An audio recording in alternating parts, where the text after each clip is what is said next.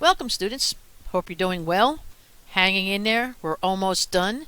Of course, these are the sentences for the next chapter in our listening and note-taking skills book. We are in chapter 12. Go to page 110, and I'm going to start at the top. Number 1.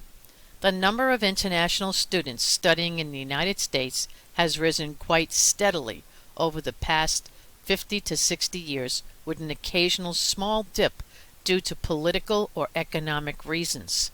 Number 2.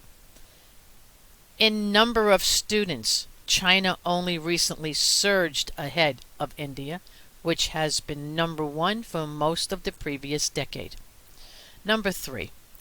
Social sciences include such disciplines such as sociology, psychology, and political science.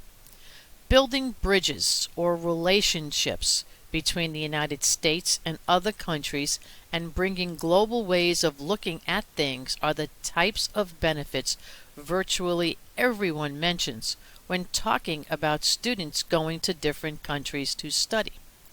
As one benefit, NAFSA, which is NAFSA, an association of international educators, cites the contribution international students make with their local spending on shopping, housing, and so forth. In the academic year of 2010 to 2011, international students and their families made a net contribution to the United States economy of about $20 billion. Some criticisms have been raised about policies that encourage not only the admission of so many international students, especially to graduate schools, but also ones that encourage some of these students to remain after completing their degrees. According to NAFSA, international students have only increased the size of PhD programs, not taken away places from U.S. students. Employers do not have to pay taxes for certain foreign employees that they would have to pay for American employees, which critics believe is an unfair economic incentive to hire foreign graduates. Just so that you know, I'm probably going to split sentence number 1, and I'll probably do it this way.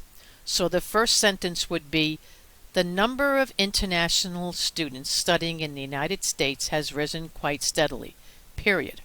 And then the next sentence will be, over the last 50 to 60 years, with an occasional small dip due to political or economic reasons, the number of students has risen. So be on the lookout for that. You'll have to sort of make up part of that last sentence, but no matter what, the correct word will fit into the sentence. So this should be interesting. All right, so have a great day. Over and out, and I'll talk to you soon.